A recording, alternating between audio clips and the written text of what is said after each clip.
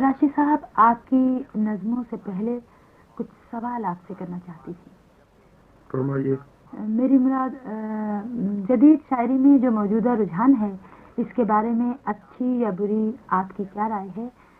میری مراد روایت کی بے مصرف بندش سے آزادی ہے. یہ تو آپ کو معلوم ہے کہ جب سے جدید طریقہ اظہار شروع ہوا اس کا سنگ بنیاد ہی جی بندش سے، بے مصرف بندش جسے آپ کہہ رہی ہیں، جی اس سے آزادی تھا. اور ورنہ یوں تو حالی اور آزاد اور اقبال بھی نئے خیالات لے کر آئے تھے، اور ہر شاعر کو نئے خیالات لے کر آنا ہی چاہیے، کیونکہ اس کے بغیر کوئی شاعر نہیں ہوتا. لیکن آزاد نے کچھ تجربات کیے، کچھ مولوی اسماعیل میرٹھی نے کیے، کچھ عبدالحلیم شرر نے کیے، کہ جس سے انہوں نے شاید انگریزی سے متاثر ہو کر کچھ بلینک ورس لکھی. لیکن فری ورس یا نظم آزاد کا تصور غالباً بعد میں پیدا ہوا. ایک حد تک عظمت اللہ خان مرحوم، ان کی شاعری میں آزاد نظم کا تصور ملتا ہے. آپ جانتی ہیں حیدرآباد کے شاعر تھے، دکن کے. اور پھر اس کے بعد میرا جی، پیر نیاز مند، تصدق حسین خالد، کچھ اور لوگوں نے بھی اکا دکا تجربے کیے. اور کوشش سب کی یہی تھی کہ نہ صرف فارم کی بندشوں سے آزاد ہوں بلکہ مضمون کے اظہار میں بھی ان ذرائع سے مدد نہ لیں جن سے پرانے شاعر لیتے تھے. جی اچھا، مزید اگر وضاحت چاہوں گی تو یہ کہ ارکان، قافیہ اور ادیب کے ساتھ ساتھ اوزان جسے ہم کہتے ہیں، اس بندش سے آزادی. لیکن یہ کہ بہت سے لوگوں کا خیال یہ ہے کہ شاعری میں ایک ردم ہوتا ہے، اور میرا خیال یہ ہے کہ شاعری کا اپنا ایک ردم ہوتا ہے.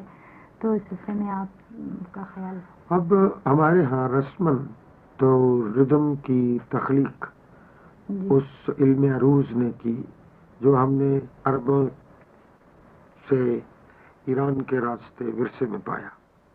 وہی اب تک اردو شاعری کی بنیاد رہا.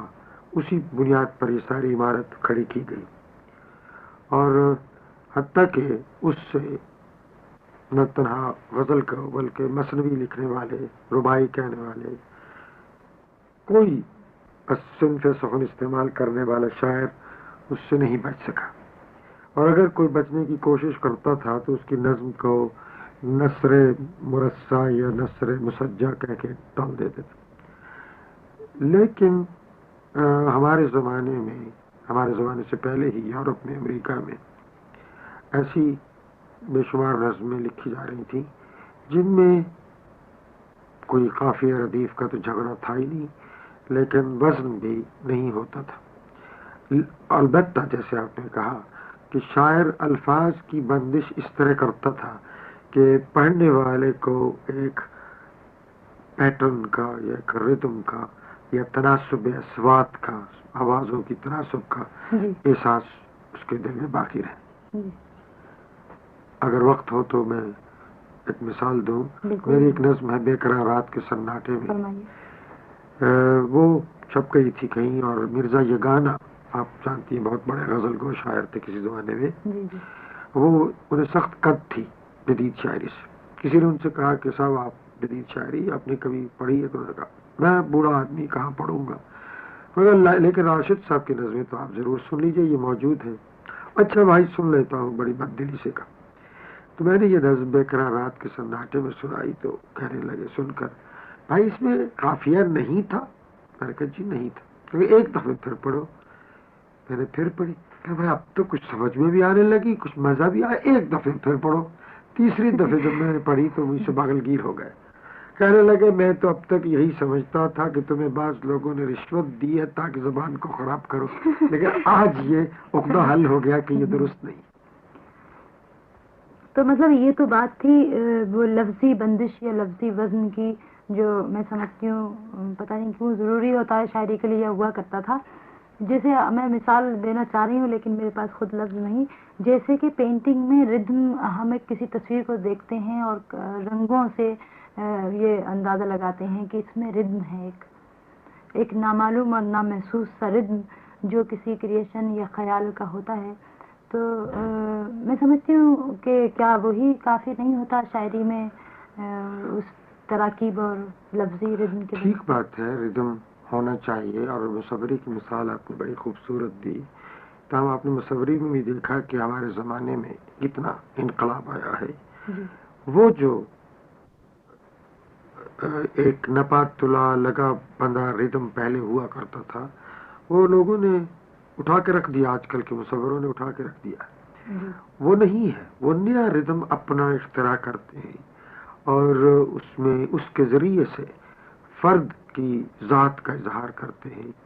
اور میں سمجھتا ہوں کہ شاعری میں بھی چاہے اس کی زبان نثر ہو، اس کا لہجہ نثر کا نہیں ہونا چاہیے، اور اس میں اس حد تک الفاظ کا تناسب ہونا چاہیے کہ وہ کانوں پر بار نہ ہو، وہ بار سماعت نہ ہو.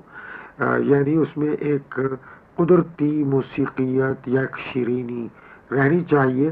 اگر وہ نہ ہو تو پھر وہ اکھڑی اکھڑی سی آوازیں جنہیں پرانے زمانے میں جسے تنافر اصوات کہتے تھے، وہ پیدا ہو جائے گا، اور آپ پڑھنے والے کو جو شاعری سے فرحت حاصل ہونی چاہیے وہ نہیں ہوگی. اچھا، اس وقت میرے ذہن میں ایک سوال ابھرا اس وقت کہ ہمارے فنون پر جو اس طرح کے اثرات ہیں، تو کیا اس کی وجہ یہ بھی ہو سکتی ہے کہ یہ اثرات اس فاسٹ ایج کی وجہ سے ہو یا ضرورت بنے ہوں کہ لوازمات دور ہٹتے چلے گئے؟ بات یہ ہے کہ ہمارے اکثر شاعروں نے تو ایک حد تک یورپین ادب یا شاعری پڑھنے کے بعد ان کو یہ حوصلہ ہوا کہ وہ بھی اپنے ہاں تجربہ کریں.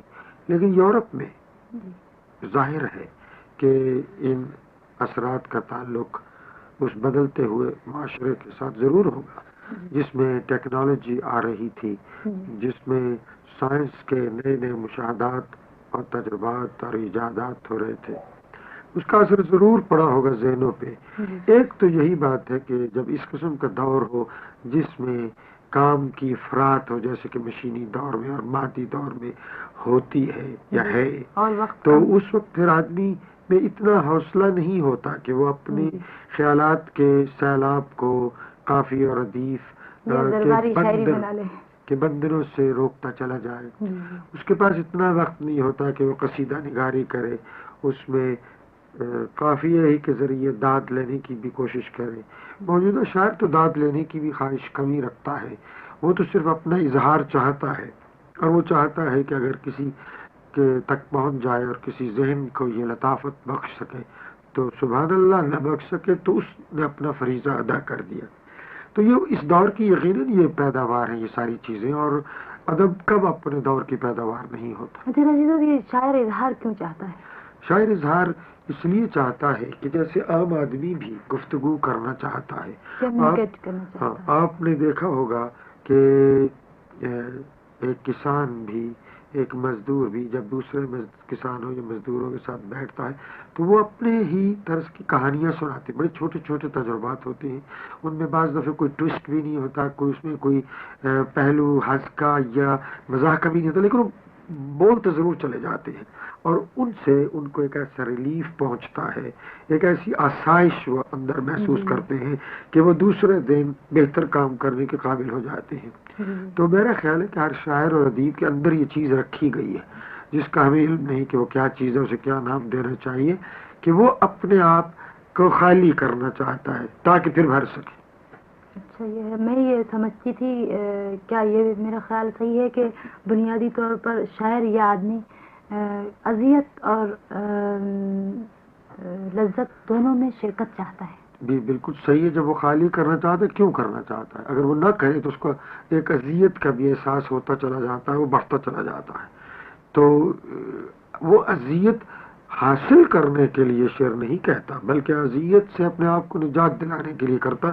وہ اذیت جو اس کے روح اور اس کے ذہن کے بھر جانے سے پیدا ہو جاتی ہے، ایسی چیز سے کے ساتھ بھر جانے سے جس کا اس جو اندر اس کے جذب نہیں ہو سکتی، اس کے جسم کا حصہ نہیں بن سکتی، اس کی جو ذہنی ضروریات ہیں انہیں پورا نہیں کر سکتی. جیسے کھانے پینے کی چیزوں میں بھی ہے کہ جو آپ ایسی چیز کھا جائیں جو آپ کے جسم کا جز نہ بن سکے وہ خارج ہو جاتی ہے، وہ آپ کے جسم میں نہیں ٹکتی پھر. جی. اچھا، ایک اور سوال ہے راج صاحب کہ بعض نقادوں کا خیال یہ ہے کہ آپ کی شاعری میں عورت صرف جنسی خواہش کی تسکین کا ذریعہ ہے. کیا مطلب یہ اعتراض آپ کو درست نظر آتا ہے؟ بات یہ ہے کہ میں جب اپنی نظمیں پڑھتا ہوں تو مجھے یہ محسوس ہوتا ہے کہ میں نے عورت کا کافی ذکر نہیں کیا، کرنا چاہیے تھا لیکن نہیں کیا. جہاں بھی کیا تو میں یہ کہہ دینا کہ جنسی تسکین کا ذریعہ ہے، وہ تو بہرحال مرد بھی عورت کے لیے جنسی تسکین کا ذریعہ ہے اور عورت مرد کے لیے ہے، وہ تو برابر کی بات ہے. وہ اس کا اظہار ہونا بھی چاہیے کیونکہ اس کا بڑا گہرا تعلق ہمارے جذبات سے ہے، ہمارے بنیادی خواہشات سے ہے، ہمارے محسوسات سے ہے، وہ تو ہے ہی. لیکن میں سمجھتا ہوں میری شاعری میں بعض نظموں میں عورت ایک رفیق ہمکار کی حیثیت سے بھی آئی ہے، اور اگر بیوی بھی ہے تو یہ نہ صحیح کہ میں نے اٹھا کے اسے بہت بڑے ممبر پہ چڑھا دیا، لیکن اس کو برابر یوں جانا ہے کہ میں اس سے گفتگو کرتا ہوں، میں اس سے راز کی باتیں کہتا ہوں. وہ راز کی باتیں نہیں جو غزل گو کہتا تھا، وہ کہتا غزل کی تعریف کی جاتی تھی عورتوں سے باتیں کرنا، حالانکہ وہ کرتے نہیں تھے عورتوں سے بات، لیکن ہم تو واقعی ہمارے جو نئے شاعر ہیں عورتوں ہی سے باتیں کرتے ہیں، اور بات اس لیے کرتے ہیں کہ وہ اب جانتے ہیں کہ عورت صرف چشم و لب و گوش ہی نہیں ہے بلکہ ذہن بھی ہے، اور اس کے ذہن میں بھی وہی روشنی پہنچ رہی ہے جو آج کل کے مردوں میں کے ذہنوں میں پہنچ رہی ہے. جی بہت خوب. اچھا، یہ ایک سوال ہے بڑا ایبرپٹلی صحیح، بہرحال میں سمجھتی ہوں کہ ضروری ہے آپ سے کیا جائے. ان علامات اور سمبل کے استعمال کے بارے میں آپ کا کیا خیال ہے؟ مطلب جو ہمارے آج کے عہد سے مطابقت نہیں رکھتے، جیسے کہ وہ تلمیحی یا تہذیبی اصطلاحیں برتی جاتی تھیں جن کا تعلق ماضی سے تو ہوتا تھا اور حال سے نہیں. ہاں، یہ کوئی ایسا سوال مشکل نہیں ہے. شاعر کی دنیا میں تو وہ ماضی، مستقبل، حال وغیرہ یوں نہیں ہے جیسے ہم اپنی زندگی میں گھڑیوں سے ناپتے ہیں یا کیلنڈر سے ناپتے ہیں. وہ اس کا تخیل تو ماضی کو بھی عبور کر جاتا ہے، مستقبل کو بھی عبور کر جاتا ہے، حال کے بھی دونوں کناروں کی وہ خبر لاتا ہے. تو شاعر پہ یہ پابندی کرنا کہ اب چونکہ وہ اس زمانے 1974 میں 73 میں رہتا ہے، اب 74 آنے والا ہے، تو اس کو 18ویں صدی کا کوئی واقعی نہیں بیان کرنا چاہیے، اس کی طرف اشارہ نہیں کرنا چاہیے، یا اس سے پہلے تاریخ سے اپنی لا علمی کا اظہار کرنا چاہیے. یہ توقع رکھنا تو ناجائز ہے اور بیکار بھی. شاعر کے ذہن میں تو زمان و مکان کا وہ تصور ہی نہیں جو ہم اپنی دنیا میں جسے لیے پھرتے ہیں، اور اسی لیے شعر بھی کہتا ہے وہ ہماری چار دیواری سے، زمانے کی چار دیواری سے اور ہمارے مکان کی چار دیواری سے باہر نکلنے کی قوت رکھتا ہے، اور اس میں وہ ہر چیز پہ حاوی ہو سکتا ہے. وہ کہیں یوسف زلیخا کا بھی ذکر کر سکتا ہے، کہیں نیپولین کا بھی کر سکتا ہے، وہ کسی ایسے واقعے کی طرف اشارہ کرتا ہے جو کسی چھوٹے سے جزیرے میں آج سے 2000 سال پہلے ہوا، یعنی کوئی وہاں کو غار تھا جس میں کوئی رہتا تھا، وہ ایسی چیز کی طرف اشارہ کر سکتا، بلکہ ایسی چیزوں کی طرف اشارہ کر سکتا ہے جو وجود ہی نہیں رکھتی، جن کا ہمارے مادی معنوں میں کوئی ماضی، حال یا مستقبل بھی نہیں ہے. مطلب ایسی چیزوں کا بھی اشارہ کرنا چاہیے کہ شاعر کو جو حال میں وجود رکھتی ہوں. بالکل، وہ بھی کرنا وہ سمبلس جو ہماری روزمرہ زندگی میں جیسا کہ ہمارے وہاں استعمال ہوتا تھا، ابراہیم اور نمرود اور زلیخا اور یوسف اور سلیمان وغیرہ، تو اگر یعنی سمبل یا علامت کے طور پر کیا ہمیں انسپائر نہیں کرتی وہ چیزیں اس ٹیکنالوجیکل عہد میں؟ جیسے آپ کو گنے پیلنے کی مشین نظر آتی ہے تو آپ کسی کیفیت میں گزر رہے ہو وہاں سے. میں یہ تو نہیں کہوں گا کہ یا بس یا موٹر یا مطلب اس عہد کی جتنی بھی چیزیں. مجھے عرض کرنے دیجئے، میں یہ تو نہیں کہوں گا کہ شاعروں کو ایک دن بیٹھ کے عہد کر لینا چاہیے کہ اب کے بعد ہم صرف آج کی چیزوں کا ذکر کریں گے، مشینوں کا ذکر کریں گے. مطلب یہ مراد نہیں کہ شاعری یعنی اسی طرح بریچ بات ہے جیسے کوئی شاعر یہ طے کر لے کہ میں صرف پرانی ہی باتوں کا یا مردہ اشخاص کا ذکر کروں، یہ تو کوئی سوال ہی نہیں ہے. اس کو اپنے افکار اور خیالات کے اظہار کے لیے، یا ان کو یوں کہیے کہ السٹریٹ کرنے کے لیے، اگر کوئی تلمیح پرانے زمانے سے ملے تو اس کو بھی لے لینا چاہیے، اگر نئے زمانے سے ملے تو اسے بھی لے لینا چاہیے. اصل مقصد تو یہ ہے کہ کون سی چیز اس کے اظہار کو تقویت پہنچاتی ہے.